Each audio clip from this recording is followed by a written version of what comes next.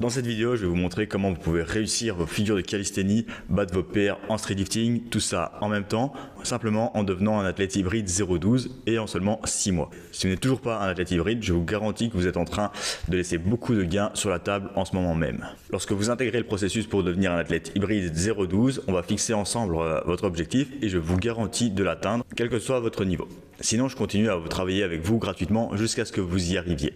Par exemple, Thomas qui a réussi son front lever, Alexandre son muscle up aux anneaux, Fabien ça sera de planche.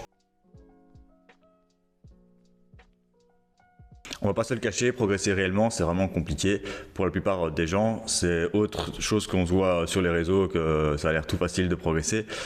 Mais passer un stade, la stagnation peut vite s'expliquer par un manque d'approche scientifique, une surspécialisation, l'absence de lest dans son programme par exemple, ça peut être un bel outil, l'absence d'exercice de musculation, le manque d'adhésion, le manque de motivation pour finalement terminer sur un abandon. Donc en incorporant tout ça, on peut obtenir ce genre de résultats. Il faut savoir que la progression est tellement multifactorielle, ça veut dire qu'il y a plein de manières de progresser. Le problème c'est de trouver qu'est-ce qui cloche et c'est là que j'interviens. Le rôle d'un bon coach, ce sera de savoir là où vous avez un problème et comment le résoudre. Ces 3 mois-là, outre les performances, avec Alexandre, j'ai pu apprendre du coup plein de choses de son coaching, notamment comment on planifie un petit peu à l'échelle d'une semaine, mais également à l'échelle d'un cycle d'entraînement, comment on planifie et comment on fait l'équilibre entre la prise de masse, la prise de volume, parce que c'était un de mes objectifs aussi, et la technique des mouvements. Comment également on développe un peu la technique sur différents exercices. On a testé différentes méthodes d'entraînement. Voici une vue d'ensemble de ce que je te propose. Ma mission, c'est de t'emmener de ton niveau actuel à devenir un athlète hybride 0-12. Qu'est-ce que ça veut dire devenir un athlète hybride 0-12 ? Ça veut dire réussir la figure qu'on aura définie ensemble, une figure qui sera vraiment importante pour toi, qui sera accessible. Donc ça peut être des figures intermédiaires en calisthénie, d'abord des ton handstand, handstand push-ups, un drapeau, un human flag, un back lever. Ensuite, il y a des figures plus avancées qui sont aussi très intéressantes, comme la planche, le front lever, l'handstand push-ups. Ensuite, il y aura le fait de battre des PR en street lifting parce que c'est cool et en plus, c'est des mouvements qui vont t'aider à devenir plus fort sur tes figures et c'est des éléments clés de la calisthénie, les basiques qu'on n'est jamais assez bon dessus et c'est toujours très motivant de battre ces chiffres sur ces mêmes mouvements. Donc, il y a tout ce qui est muscle up, traction, dips et squat. Ça peut également être d'autres objectifs de force comme du military press qui peut être aussi intéressant. Et en plus de ça, on va construire ton physique, donc on va devoir prendre du muscle parce que ça va être nécessaire aussi pour réussir certains mouvements. Ou à l'inverse, peut-être que ta composition corporelle est un peu plus élevée et donc là on va devoir jouer sur la perte de poids qui va aussi t'aider à devenir plus fort et réussir tes mouvements de calisthénie. Et ça va au-delà aussi de l'aspect sportif, ça peut être le fait de prendre du plaisir à t'entraîner parce que cette approche est vraiment très chouette. Ça va être le fait que ça puisse convenir à ton emploi du temps, le fait que tu puisses emmagasiner des connaissances, que tu vas aussi en retirer une certaine confiance en toi, une forme de satisfaction. Ça va t'aider peut-être pour ton boulot à être en meilleure santé de manière générale. Tout ça, c'est un équilibre à gérer. Pourquoi est-ce qu'il faudrait travailler avec moi ? Je vais tenter de vous partager les informations que j'aurais aimé savoir à mes débuts. Il y a déjà plus de 10 ans en calisthénie, en street lifting. À l'époque, on n'avait pas toutes ces informations et croyez-moi, j'ai fait tellement d'erreurs qui m'ont amené tellement de frustration, de doutes sur moi-même, un manque de confiance en moi, des remises en question, de doutes sur mes entraînements, sur ma progression, pour finalement perdre énormément de temps. Je pense que j'aurais pu avoir mon niveau actuel en seulement 3 ans au lieu de 10 ans et malgré ça mon niveau n'est pas encore énorme et je pense qu'il aurait pu être plus haut en fonction du potentiel de chacun bien évidemment. Si vous ne me connaissez pas, je vais vous partager un petit peu mon parcours. J'étais déjà passionné par le sport quand j'avais 16 ans. Je suis tombé sur ce genre de vidéos, donc de motivation et instantanément je me suis dit je veux faire absolument ce sport. Je rêvais de réaliser ces mouvements la nuit, je rêvais de faire des planches, des front lever pull-up. Dès le lendemain, je m'y suis mis en n'ayant aucune connaissance de comment faire. J'avais accès à une salle de gymnastique et au fil de la pratique et de la passion pour le sport, je me suis dirigé vers des études universitaires en éducation physique en croyant que ça allait me donner des connaissances pour mieux m'entraîner et pour rester dans cette passion avec option entraînement du sportif. Mais l'absence d'application à la calisthénie, les difficultés que je rencontrais à progresser à l'entraînement, je me demandais chaque fois qu'est-ce qui cloche chez moi. Je pense que ça peut être le cas de beaucoup de personnes, peut-être le vôtre. Avec une passion débordante, ça m'a vraiment poussé à aller lire, à étudier des grandes ressources sur l'entraînement de la force, principalement au niveau anglophone. J'ai pu suivre des programmes, assister à des workshops, donc pour me faire coacher par les OG comme on appelle, Little Big System, Daniel Vatnal, Fitness FAQs, Lab Code Fitness, King of Weighted, Stenix. J'ai pu lire Overcoming Gravity, un peu la base. Ensuite, Scientific Principles of Strength Training, des forums sur Reddit, tester des programmes qui étaient là-dessus, acheter les programmes de Daniel. Voilà, pas mal de choses. Tout ça par soif d'apprentissage, de progression, de passion. Au début pour moi-même, et ensuite c'était pour le transmettre avec d'autres personnes, et ensuite à mes élèves par la même occasion, et vraiment dans l'idée de le faire. Voici certaines erreurs que j'ai pu faire dans mon parcours et que j'essaye actuellement de combattre à travers ma méthode 0-12 et que j'essaye d'éviter à la plupart de mes coachés. Donc voilà, la première erreur par exemple, c'est le fait d'être trop spécialiste en calisthénie. Donc dès le départ, hein, comme je vous ai dit, je voulais réussir les mouvements, et donc qu'est-ce que j'ai fait? J'ai tapé routine sur YouTube et je suis tombé sur des routines planches qui à l'époque étaient très peu pertinentes, et encore de ça qui avaient une fréquence énorme, et donc finalement j'avais pas spécialement pris le temps de construire une base solide, et donc je me suis retrouvé à progresser certes, mais très vite stagné. Je me suis rendu compte que ça convenait pas spécialement pour moi, et j'ai pu le constater sur beaucoup d'autres potes à moi par exemple qui étaient pas spécialement doués. Par contre, on pouvait observer des personnes sur YouTube qui avaient des planches en 2-3 mois comme ça. Je pouvais avoir aussi des collègues aussi qui progressaient très très vite grâce à ce genre d'approche, mais je la recommanderais réellement pas pour une majorité de personnes, donc un peu la plupart des gens finalement. Je me suis aussi rendu compte que faire que du street lifting, c'est pas spécialement très sexy, parce que à la base on vient faire ce sport pour réussir les mouvements qu'on trouve plus esthétiques, et dans le street lifting, certes c'est quand même assez beau, mais c'est quand même moins beau que des mouvements, des figures de calisthénie, et donc ne faire que ça, finalement on se retrouve un petit peu frustré. Certes, si on progresse, c'est cool, mais on perd un peu cet aspect-là, et donc trop se spécialiser là-dedans, c'est un petit peu difficile à tenir dans le temps. C'est mon cas, c'est le cas de beaucoup de personnes, je pense, et c'est pour ça que justement être hybride pourrait être intéressant. Le fait de changer d'objectif aussi, donc voilà, j'oscille finalement entre les deux premiers points, donc d'être trop spécialiste, trop street lifting, et ça marchait pas spécialement.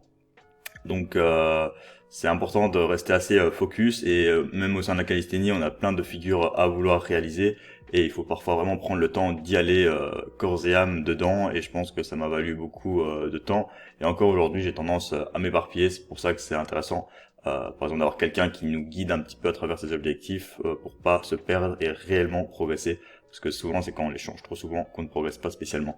Ensuite il y a le fait de parfois réaliser des déficits caloriques ou des surplus caloriques un peu trop importants, donc c'est souvent les shortcuts. Ok, ça marche un petit temps, mais il y a un moment où on fait plus d'adaptation, et ça je pense que dans mes premières années de pratique ça m'a valu énormément de temps aussi.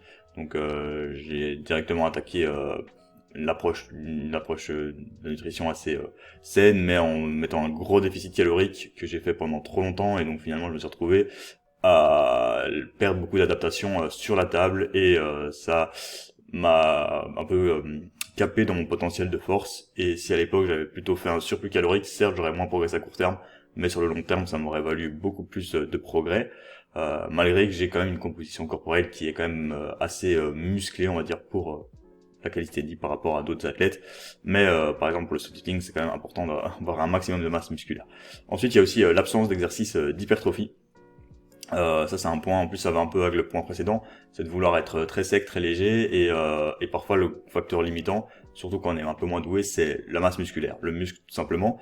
Et à la base, quand je commençais, je faisais beaucoup d'exercices au poids du corps, hein, donc c'était un peu body weight only, on priait ça un peu, donc même en salle de muscu, on évitait de toucher des poids, alors qu'il y a plein d'exercices pertinents d'un point de vue stimulus-fatigue ratio, qui sont parfois plus mesurables aussi, et qui vont offrir de la variété dans l'entraînement, pouvoir tacler les points faibles que la calisthénie ne tacle pas, et donc ça peut être super bénéfique pour réussir à progresser.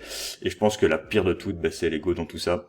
Donc je crois que dès que j'ai commencé, je me sentais un peu un surhomme, et j'ai cru que j'allais pouvoir m'entraîner directement vers les figures. Donc on s'entraîne avec des progressions trop importantes, on veut aller on veut se faire des séances les plus chargées possibles, le plus souvent possible, sans se laisser le temps de récupérer, sans se laisser le temps de faire des adaptations, sans garder un petit peu d'effort sous le coude, alors qu'un sport de force c'est vraiment essentiel. Si on n'est pas capable de le faire, mieux vaut peut-être se diriger vers un autre sport, donc d'aller tout le temps à l'échec. Et surtout on veut progresser beaucoup trop vite, et parfois ça demande du temps, beaucoup de temps, surtout pour les figures qui sont compliquées comme la planche, le front lever. Donc voici un peu les erreurs que j'ai pu faire, et que maintenant, à travers ma méthode, j'essaie vraiment de les éviter. Toutes ces erreurs que j'ai pu faire par le passé maintenant sont compensées par une approche hybride qui me convient plus sur l'adhésion, la durée et de manière efficace. Une approche plus scientifique à travers les coachings que j'ai pu faire. Le fait de devoir rendre des comptes te permet également de gérer cet ego et finalement de progresser. Chose que je mets en place actuellement sur moi-même et surtout sur mes clients. J'ai créé un système éprouvé qui me permet d'appliquer ce que j'ai vécu à vous et de revivre ce voyage à travers vous et de vous voir vous transformer personnellement, mentalement et physiquement. Ce qui alimente ma passion pour mon travail et j'ai beaucoup de chance de pouvoir vous aider de cette façon. En parlant justement de vous, à qui est-ce que je m'adresse? Je m'adresse à tous ceux qui pratiquent la calisthénie, le street lifting, les deux mais qui ont du mal à progresser, à combiner les deux ou alors à progresser dans une discipline parce que l'autre parfois peut être justement intéressante. Vous avez déjà un travail stable qui vous passionne et vous êtes aussi passionné par la calisthénie. Vous en avez marre de stagner. Donc je pense que c'est le problème numéro 1, c'est on met beaucoup d'efforts à l'entraînement, mais on constate pas spécialement beaucoup de progression là-dedans.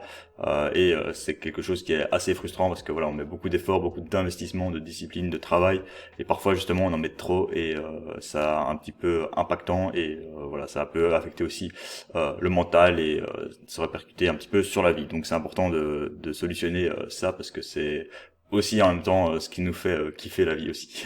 Ensuite, on veut éviter de perdre du temps, hein. Je pense que vous avez vu mon parcours. Comme je vous ai dit, je pense qu'en 3 ans, 2 ans, j'aurais pu avoir le niveau que j'ai eu ici en 10-12 ans. Donc c'est un peu frustrant, par exemple, de s'entraîner aussi une année et de ne pas spécialement progresser, de faire beaucoup d'erreurs et ensuite on peut même aussi se blesser, ce qui peut encore coûter plus de temps et je touche du bois que ça m'est pas arrivé. Il y a aussi beaucoup de périodes d'arrêt aussi et c'est souvent ça qui nous fait perdre beaucoup de temps. On ne veut pas spécialement laisser la progression au hasard, hein. Je pense que parfois quand on crée son programme ou qu'on s'investit dans l'entraînement, ben on veut avoir une garantie un peu de progression et c'est pour ça que quand on s'entraîne de manière un petit peu hasardeuse, c'est un peu difficile. C'est pour ça que c'est bien de se baser sur un système qui fonctionne. Vous avez déjà peut-être des connaissances, hein. Je pense que moi le premier, je me fais encore coacher à l'heure actuelle alors que j'ai beaucoup de connaissances parce que c'est pas si évident de s'auto-coacher, c'est pas fait pour tout le monde, c'est pas pour rien que dans tous les sports on a un coach et qu'au niveau aussi. Donc c'est quand même quelque chose de très soulageant et d'efficace pour réussir à progresser. Vous cherchez aussi à avoir des connaissances, hein. Peut-être que vous êtes déjà coach vous-même ou alors que vous vous entraînez aussi en communauté, que vous avez envie d'aider aussi les gens qui sont autour de vous. Parce que transmettre un petit peu ce savoir, c'est toujours quelque chose d'assez cool. Vous n'avez pas de difficulté à vous entraîner, hein, donc je pense que vous avez facilement l'énergie pour y aller. Bon, parfois c'est un petit peu difficile, certains freins, mais vous savez que vous devez faire le taf et ça pose pas spécialement de problème pour vous, car vous aimez vous entraîner, mais peut-être parfois un peu trop, et c'est parfois très intéressant d'avoir quelqu'un qui vous freine.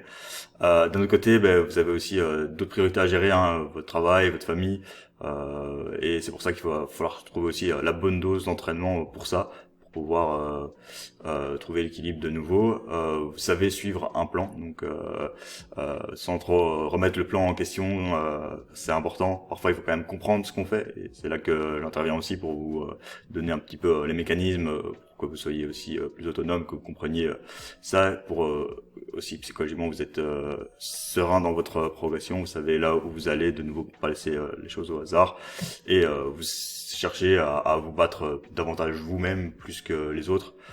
Ou peut-être les autres aussi, hein, ça peut être aussi une bonne motivation, mais on fait surtout ça pour nous parce que quand on est un peu hybride, finalement on n'est pas très compétitif, on est compétitif surtout vis-à-vis de nous-mêmes, mais par contre si vous avez déjà un bon niveau, ça peut être aussi quelque chose d'envisageable d'être hybride et de faire des compétitions, mais souvent pour être compétitif, faut davantage se spécialiser, donc nous on va plus chercher à progresser vis-à-vis de nous-mêmes.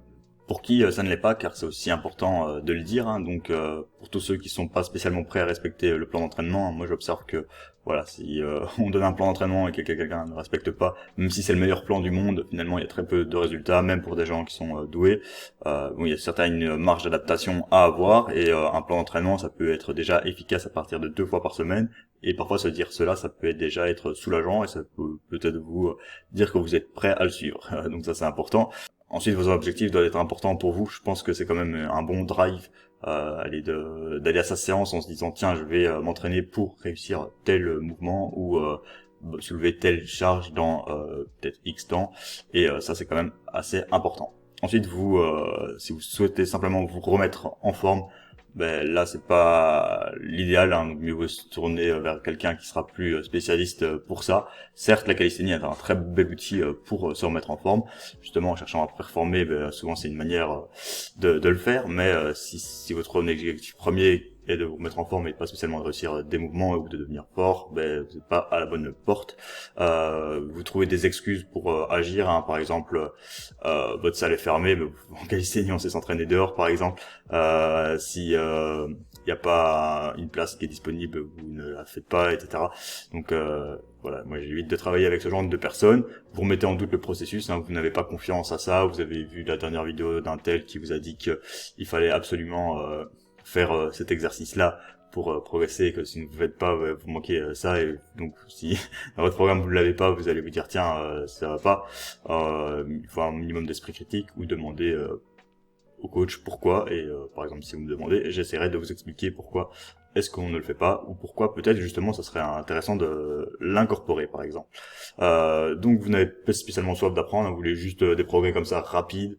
Je pense que c'est aussi le fait d'apprécier un peu le processus, hein. Il faut aussi si vous voulez juste simplement les résultats, finalement ça va pas très loin, donc il faut savoir apprécier tout le chemin qui est parcouru pour réussir ça. Je pense que c'est hyper important, et donc ça passe par là, et vous n'êtes pas spécialement prêt à investir pour vous, hein. Donc ça je pense que ça demande aussi de l'investissement personnel, du temps, des efforts, et voilà. Donc pour qui ça n'est pas le bon cas de se faire coacher. Voici 4 phases par lesquelles mes clients, mes coachés passent dans leur programme pour atteindre leurs objectifs. Ces phases vont être très dépendantes du niveau de chacun, mais globalement tout le monde y passe d'une manière ou d'une autre, et parfois elles seront plus ou moins longues, et elles seront parfois aussi cycliques. L'entraînement n'est jamais fixe, il va souvent évoluer dans le temps. Donc en général dans le coaching, il y aura un peu cette première phase d'exploration. C'est là qu'il va falloir être bien clair sur ses objectifs, hein. C'est souvent ça que j'insiste au début, hein, même dans cette vidéo aussi. Et pour être au clair là-dessus, ça passe par de la communication entre nous au cours d'un échange ou plusieurs échanges, au cours de séances tests pour vraiment voir les capacités que vous avez, au cours d'un questionnaire sur lequel aussi ça va m'en permettre d'en apprendre un peu plus sur vous, d'analyse de vos mouvements, et ensuite ça va être toute la phase d'adaptation aussi par rapport aussi à votre lifestyle. Si vous avez des objectifs très ambitieux mais que votre lifestyle n'est pas adéquat, là il va falloir essayer d'être en corrélation aussi vis-à-vis de tout ça. Un des avantages de l'approche hybride aussi, c'est d'avoir plusieurs objectifs finalement. Donc souvent j'aime bien demander 5 objectifs, et souvent il y aura un objectif de figure ou plusieurs objectifs de figure et des objectifs de streetlifting, et donc finalement on s'aperçoit qu'on peut avoir cette approche un peu holistique et se sentir progresser vers tous ces objectifs, et donc c'est pour ça que c'est un gros plus de cette approche. Et sur base de ces objectifs, je vais vous demander des tests pour pouvoir établir votre programme qui devra être en corrélation avec ces objectifs. Voici un exemple de première semaine de coaching avec Sébastien. Donc on a mis au clair ces différents objectifs. Au début, il n'était pas spécialement partant pour le front lever, mais il s'est dit pourquoi pas. Et donc on explore son niveau sur ces différents objectifs. Parfois, il faut essayer de discuter pour redéfinir certaines priorités. Par exemple, en vue de réussir la bent arm press to handstand, il faut d'abord en général débloquer une handstand push-ups, et parfois en vue de débloquer une handstand push-ups, il y a tout un travail en amont à faire. Dans son cas, il y a déjà une certaine base de force qu'on a pu constater au vu des tests. Donc voici un exemple de semaine test, hein. Ça reflète un peu ces différents objectifs. Ensuite, sur base de cette semaine, j'évalue son niveau sur base de vidéos que je vais pouvoir corriger en fin de semaine pour pouvoir lui donner des consignes afin de mieux progresser pour à la fois sa semaine post-test et ensuite toutes les semaines de coaching. Donc ça me permet de voir une idée réelle de son niveau, et ensuite d'ajuster le plan et de pouvoir confirmer le travail vers ses objectifs, et pouvoir travailler ce qu'il faut et ce qu'il ne faut pas. Donc c'est vraiment la phase d'exploration pour pouvoir se diriger par après vers une phase de construction, donc qui démarre avec un premier mésocycle par exemple. Donc on va travailler avec des progressions de son niveau, donc la tuck planche, le advanced tuck front lever par exemple. La traction lestée, on a pu voir qu'il avait fait un test à 20 et 30 kg, mais on doit redescendre les charges par exemple. Le dips lesté également à 50 kg, mais on doit redescendre les charges pour pouvoir s'assurer de créer de l'élan comme on appelle, et réaliser un max de progrès. Et je vous dis que maintenant, 3 mois plus tard, vous inquiétez pas qu'il est déjà en train de bien progresser. Voici un exemple de ce qu'il est possible de faire en fin de deuxième mésocycle. Donc 10 semaines de coaching, il rentre ses muscle up, le handstand commence vraiment à tenir, on va bientôt pouvoir vraiment travailler déjà en scissor shift et je pense en kick up par bientôt. Les tuck planches, il accumule un gros volume dessus, le advance one leg est débloqué, les tractions lestées et les dips lestés augmentent presque à cette série de tests alors qu'on est en série de travail avec des variations, donc la progression est plutôt très bonne. C'est qu'un cas parmi d'autres. Ensuite vient la phase 2. Donc une fois qu'on a établi la première phase, qui est souvent assez courte, finalement c'est pas trop long, on va attaquer directement à cette deuxième phase qui va s'appeler un petit peu la correction. Donc ça va arriver beaucoup plus chez les débutants, un peu moins chez les pratiquants avancés, mais parfois ça va être le cas, et parfois justement chez quelqu'un qui a emmagasiné pendant longtemps un mauvais défaut, mais il va falloir parfois plus longtemps pour le corriger que quelqu'un de débutant. Mais un débutant potentiellement pourra faire un peu plus d'erreurs ou sera un petit peu moins conscient. Donc ça va dépendre aussi de chacun. Il y a aussi des personnes qui comprennent facilement les mouvements et d'autres plus lentement. C'est pour ça que de nouveau il y a les capacités d'apprentissage pour réussir un mouvement, ça peut être très dépendant de la personne, et il y a aussi la facteur génétique qui vont aussi dicter la vitesse d'apprentissage pour réussir des figures. Donc cette phase-là, souvent elle va durer 1 à 6 semaines, parfois plus longtemps, ça dépendra de nouveau. C'est vraiment le temps pour pouvoir corriger la technique. Donc comment est-ce qu'on va faire? On va devoir adapter le programme. Donc souvent on va devoir travailler avec des progressions de son niveau en skill, parce que souvent on s'entraîne, comme je l'ai dit, avec des progressions plus avancées. On va devoir souvent réduire les charges, par exemple en strict lifting on va devoir mettre un petit peu plus léger. C'est une période un peu frustrante, il faut savoir redescendre un petit peu, beaucoup, parfois vraiment beaucoup plus qu'on le pense, agencer son volume d'entraînement en fonction, et parfois mieux vaut essayer de diminuer un petit peu le volume pour pouvoir recréer quelque chose et être sûr qu'on récupère avec ce volume-là pour pouvoir l'ajuster dans le temps et pouvoir progresser. On va utiliser parfois des variations, et c'est là que toute l'importance d'un feedback technique va prendre lieu, et ce feedback devra être répété aussi tout le long du processus. Je trouve qu'en calisthénie, c'est vraiment un indispensable de pouvoir donner des corrections techniques. Voici un exemple ici avec un de mes coachés. On espère voir encore des beaux handstands vu comment ça progresse là.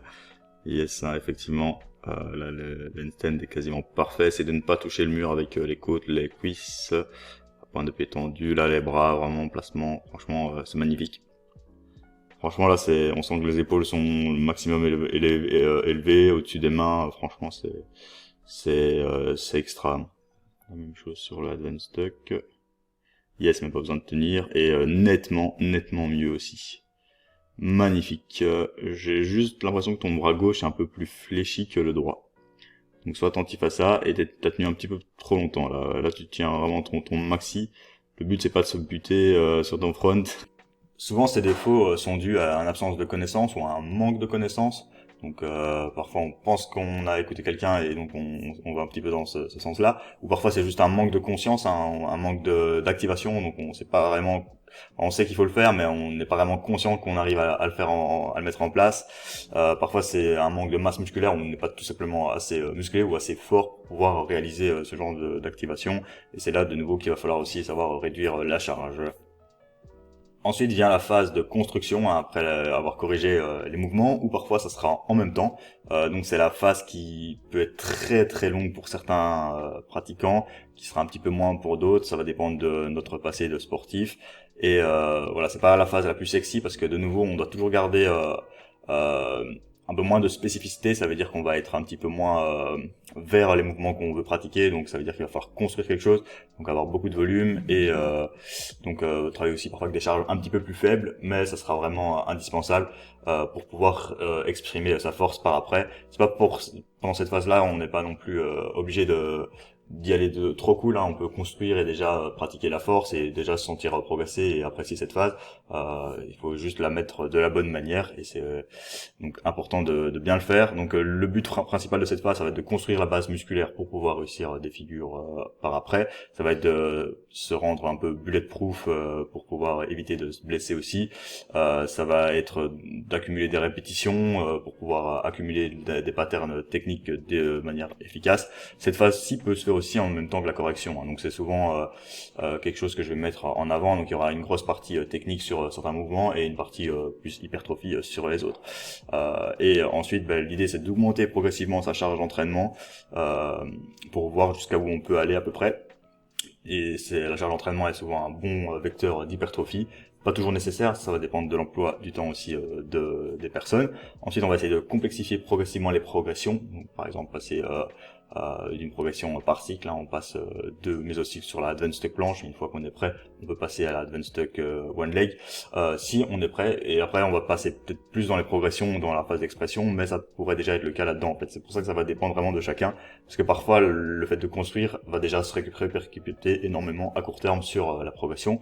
Donc dans cette phase, c'est là aussi il va falloir un regard extérieur, hein, par exemple pour pas avoir le phénomène de dreamer bulk, donc de prendre plus de gras que de muscle par exemple, le fait de ne pas détériorer sa technique quand on progresse, donc par exemple ne pas tricher ses dernières répétitions en hypertrophie pour finalement ne pas progresser du tout, donc ça c'est important d'être là, d'utiliser aussi les bons outils. Donc souvent dans le milieu de la calisthénie, on n'utilise pas forcément les meilleures progressions pour pouvoir devenir fort. Donc souvent en skill, on va faire que des skills alors qu'on a intérêt à utiliser quelques poids, ou à utiliser des exercices de streetlifting pour cela, à utiliser des progressions dynamiques alors que parfois il suffit de garder les progressions isométriques assez longtemps et de bien les faire avec des feedbacks de nouveau.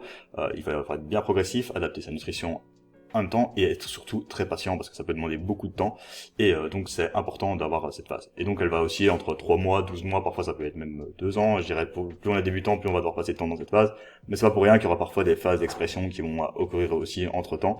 Donc c'est finalement assez interchangeable, hein. C'est pour ça que j'ai mis des flèches. Les durées aussi sont très variables, hein. Quelqu'un de plus expérimenté va devoir moins construire, quoique parfois il y a des personnes qui ont déjà un très bon niveau mais qui n'ont pas suffisamment construit et c'est parfois intéressant de revenir dessus. Il y a beaucoup de facteurs individuels et c'est pour ça que un coaching individualisé en fait est spécialement plus pertinent qu'un coaching général. Pour finalement arriver à la phase d'expression, hein, qui va durer entre 2 mois, 6 mois, ça va dépendre de nouveau. Un débutant va peut-être passer un peu moins de temps pour pouvoir réenchaîner la construction par après. Un avancé peut-être un peu plus, il va quasiment rester toute son année là-dedans, mais avec quand même un petit construction en accessoire. C'est là qu'il va falloir jouer assez intelligemment là-dedans. Et la des grosses difficultés dans cette phase d'expression, c'est de ne pas non plus envoyer trop de patates d'un coup. C'est de nouveau pas s'exprimer trop vite et y aller aussi au bon moment et là c'est vraiment la meilleure phase, hein. C'est là qu'on débloque finalement ses skills, qu'on base ses PR et c'est l'objectif un peu final, mais bon, tout ce processus comme on a vu est très important voilà et c'est un moment où il va falloir aussi recycler et savoir quand est-ce qu'il faut remettre l'emphase là-dessus aussi. Il va falloir aussi éviter beaucoup de choses, hein, donc éviter aussi d'overshot dans cette phase. C'est pas parce qu'on est là-dedans qu'on peut aller à l'échec tout le temps aussi et qu'on peut faire des tentatives constantes. Il va quand même falloir toujours travailler avec un certain tampon dans sa progression. Voici un exemple de phase d'expression. Donc là, c'est un picking en vue de préparer une compétition. Donc après 6 mois de coaching, là on a atteint un PR en traction en supination, un all-time PR en squat, un PR en dips lestés, un close PR en muscle up, mais avec la dissipation de la fatigue, ça devrait être bon. Donc voilà ce qu'il est possible de faire, et même en skill, donc on a pu être assez hybride et travailler sur la handstand push-ups pendant le programme. Et voici un petit récap de la pratique dans le coaching, hein. Donc comme tu l'as pu le voir, il y a vraiment le programme dans True Coach qui est designé. Ensuite, il y a des feedbacks personnalisés aussi, comme tu as pu le voir, qui ont lieu chaque semaine. Une communication individuelle pour se mettre d'accord aussi, pour que tu puisses me rendre des comptes via un canal Telegram. Et ensuite, il y a des lives de groupe pour pouvoir créer un peu un esprit communautaire, aller de l'avant, pouvoir avoir la motivation aussi. Et ça, c'est génial. Et des contenus pour pouvoir aussi t'éduquer sur l'entraînement, sur la calisthénie, qui sont disponibles sur une plateforme. Et voilà un petit peu le gros du coaching 012 pour devenir un athlète hybride 012. Je voulais savoir, est-ce que tu as déjà suivi un programme tout fait, la routine d'une vidéo YouTube que tu as pu suivre comme moi par exemple à mes débuts, un PDF gratuit ou payant d'un certain influenceur? Moi-même je proposais ce genre de contenu à l'époque, qui est certes très éducatif mais a beaucoup de limites. Prenons Eric Flack par exemple, qui, je ne lui crache absolument pas à la pierre, il a apporté tellement de choses dans ce sport, mais les programmes qu'il propose ont certaines limites. Les objectifs qu'il propose ne sont peut-être pas réellement les tiens, car honnêtement, qui voudrait se contenter d'un shoulder stand, d'un dragon flag, d'un back lever? Je pense qu'au fond, on peut tous viser des handstand push-ups, des muscle-up, front lever, planche et des perfs en lesté, non? L'individu est complexe, hein. Il y a tellement de paramètres à prendre en compte, hein, et comment réagir quand on rencontre des difficultés. Par exemple, quand on a une gêne, quand on est situé entre deux niveaux, une absence de suivi va quand même être un certain manque. Par exemple, comment réagir lorsque personne n'a regardé notre technique et qu'on suit le programme pendant des mois, mais avec une technique inappropriée et probablement notre ego qui va fausser notre progression pour se rendre compte que des mois plus tard, on n'a pas spécialement progressé. De plus, Eric Flagg, il n'est pas coach, il a certes un très bon niveau, des connaissances solides, mais un programme tout fait par un coach expérimenté et un programme individualisé sera toujours plus intéressant, tu ne penses pas? Finalement, si tu as déjà suivi un de ces programmes, ce n'est pas surprenant que tu aies obtenu peut-être pas les résultats que tu attendes. J'ai quelques-uns de mes coachés qui ont suivi ces programmes, mais les résultats n'étaient pas non plus énormes, hein. Par exemple, j'ai une personne qui a suivi un de ces programmes pendant 3 mois et qui est passé de 1 à 2 tractions. Et avec 6 mois avec moi, il a été capable de réussir 8 tractions, tenir sur une stand et de faire un dips ST à 30 kg. Ce qui est quand même plus intéressant.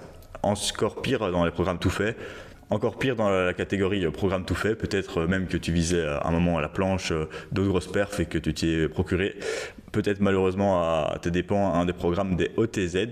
Donc je n'ai rien contre ces personnes, mais les programmes qu'ils proposent peuvent avoir leurs limites parce que, encore une fois, ils ont un niveau incroyable, beaucoup d'expérience dans l'entraînement, des niveaux absolument hors du commun, mais leur programme n'est absolument pas adapté à la plupart des pratiquants. Si tu n'es pas doué, voire dans la moyenne, et que tu suis leur programme, il y a énormément de chances que ta progression ne soit pas au rendez-vous, car il y a une fréquence trop importante, tu ne pourras pas vraiment réaliser des adaptations avec ça. Et c'est pour ça que tu n'es peut-être pas là où tu veux être aujourd'hui, que tu as essayé des trucs et que tu es un peu frustré. On a souvent tendance à se mettre certaines barrières, à se trouver certaines excuses pour ne pas se mettre dans la calisthénie et vraiment s'entraîner vers des objectifs. Pourtant, les objectifs parfois nous tiennent vraiment à cœur, mais si on trouve ce genre d'excuses, on peut parfois les laisser de côté et finalement passer à côté un petit peu de presque de sa vie, de ses objectifs de calisthénie qui pourraient améliorer sa vie. Donc voici quelques excuses qu'on peut se donner. Donc ok, je suis trop âgé, c'est vrai qu'à partir d'un certain âge ça commence à ralentir, mais jusqu'à 60 ans on peut faire une bonne progression dessus. J'avais fait une vidéo à ce sujet. Donc par exemple on peut même regarder Laurent qui progresse super bien, Thomas qui a débloqué son front lever, Laurent aussi son front lever, les handstand push-ups, Laurent des PR en street lifting. Donc malgré un certain âge et malgré avoir commencé très tard le sport, hein, Thomas il avait commencé à 40 ans et il avait jamais fait de sport avant. Laurent a fait un peu de muscu et de powerlifting, mais pas du tout de calisthénie. Quand on n'a pas un niveau suffisant, donc voilà, tout le monde démarre de quelque part, hein, donc il y a vraiment pas de regard ou de honte à avoir là-dessus. Et en plus, c'est encore plus pertinent de se faire coacher justement. Je pense que si on est un homme, on devrait quand même réussir à faire quelques tractions. C'est quand même un peu important et pourquoi pas viser aussi plus haut finalement. Donc je travaille aussi avec tout le monde, hein, donc je travaille aussi avec des débutants complets jusqu'à des personnes plus expérimentées, très avancées qui vont faire de la compétition. Si tu n'as pas de matériel, la beauté de ce sport c'est qu'on peut très bien progresser sans matériel. Donc encore une fois, après si c'est vraiment important pour toi aussi, pourquoi ne pas s'en procurer, investir aussi en soi. C'est aussi investir dans du matériel, dans sa progression, parce que parfois ça aide à progresser en se donnant les meilleurs outils. Et donc c'est de l'approche hybride aussi, c'est une approche qui demande un peu de matériel. Maintenant elle n'est pas non plus obligatoire, on peut aussi être hybride dans le sens où on va utiliser des exercices au poids du corps pour se muscler davantage. Ensuite, si on a un emploi du temps un peu serré, une vie professionnelle assez chargée, une vie de famille, donc c'est parfois des priorités qui passent au-delà de l'entraînement, ce qui est compréhensible. Mais il suffit parfois de 2 séances par semaine, 2 fois d'au moins 1 heure pour pouvoir progresser. Parfois un peu plus, 4 ou 6, mais de 30 minutes, hein, on peut très très bien ajuster ça en fait. C'est vraiment l'adaptation, c'est la clé. On peut avoir des horaires un peu plus flexibles. Des entraînements un petit peu des méthodes d'entraînement qui permettent justement de maximiser un petit peu son temps et améliorer ça step by step. Ça peut évoluer dans le temps bien évidemment, donc ça doit jamais être spécialement figé. Pour ce qui est des facteurs externes, si on sait que tu manges un minimum de protéines, ça veut dire que tu maximises un peu tes gains sur la table, que tu progresses en entraînement et que ton sommeil est plus ou moins de qualité, et donc on surveille une progression, on est dans une bonne direction. Et si ce n'est pas le cas, là on peut commencer à tacler un petit peu les choses à améliorer. Ensuite, si tu es déjà blessé ou si tu as une gêne à un endroit, ce qui arrive un petit peu à tout le monde finalement, c'est un sport qui est quand même assez traumatisant, stressant, surtout quand on cherche à s'améliorer. C'est là qu'il faut être assez vigilant et c'est encore plus pertinent de se faire coacher pour ça, pour gérer son volume d'entraînement. Et malheureusement, s'il y a une gêne, il y a toujours moyen, et parfois c'est même recommandé de savoir s'entraîner autour, de savoir toujours travailler les mouvements que tu peux faire et travailler la zone un petit peu lésée, mais avec une charge d'entraînement beaucoup plus faible et appropriée, très progressive, pour pouvoir compenser ça. Par exemple, Ben qui est blessé au coude depuis 1 an, on a quand même réussi à travailler un peu son tirage. C'est juste qu'à un moment on est passé un peu plus dans une optique de powerlifting et donc on a dû essayer de contourner un peu sa blessure, mais finalement il a pu réaliser des super PR dans cette discipline-là et ne pas arrêter complètement sa pratique sportive et pouvoir avoir des beaux objectifs. Et si tu n'es pas sûr que je pourrais t'aider à atteindre tes résultats, ben laisse-moi te rappeler qu'il y a une certaine garantie à ce que je te fasse progresser, et sinon je continue à t'accompagner jusqu'à ce qu'on y parvienne. Pour ça, à travers mes 12 ans de pratique, 50 coaching, j'ai pu aider plus de 50 personnes de manière individuelle, et probablement plus d'une centaine à la salle, voire même peut-être 1 millier avec des vidéos et des conseils sur YouTube. Et c'est là que l'approche hybride m'a permis d'aider plus d'une 50aine de personnes de manière individuelle à réussir des figures qu'elles ne pensaient pas capables d'atteindre et battre ses propres PR avec un physique qui va suivre par la même occasion. Et ça va plus loin que ça permet aux personnes que j'aide de réellement apprécier leur pratique, de la tenir sur la durée et de constamment progresser. C'est un intérêt en plus de l'approche hybride. Et le coaching va permettre d'acquérir des connaissances pour mieux se coacher soi-même, pour aider d'autres personnes autour de nous. Voici Sonia qui continue le coaching après 3 ans. Je pense que ça peut montrer que ça impacte positivement sa vie et qui réussit de sacrées performances. Elle a rapidement tenu le handstand. Ensuite, on a vraiment consolidé ses tractions.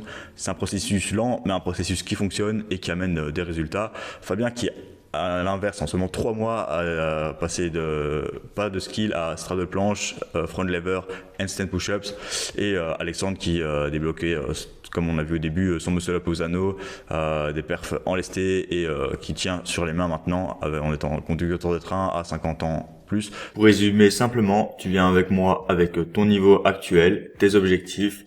Moi, à travers mon accompagnement, je t'aide, je donne tout ce qui est en mon pouvoir pour t'aider à atteindre tes objectifs de figure, donc ta première figure ou tes objectifs en figure, atteindre tes PR en street lifting, développer un physique et construire aussi un tout, donc développer ta confiance en toi, ton mental, que ton entraînement corresponde à ton style de vie, à tes aspirations dans la vie, à travers tout ce que je t'ai montré ici. Et donc je te garantis que tu vas atteindre ton objectif qu'on va essayer de définir ensemble, donc en figure, en PR et en devenant un athlète hybride 0-12. Finalement, il y a 2 choix qui vont s'offrir à toi. Donc il y aura le choix A qui va faire que tu vas faire toujours la même chose, un peu les mêmes erreurs, on va dire. Tu vas continuer à stagner, ne pas observer de progression, rester un petit peu dans une frustration, tenter des choses au hasard, perdre du temps, finalement risquer d'abandonner. Et voilà, si c'est le cas que tu vas prendre, le choix A que tu vas prendre, ben je suis désolé, j'aurais aimé pouvoir faire un meilleur travail pour te convaincre d'aller vers le choix B, vers l'avant.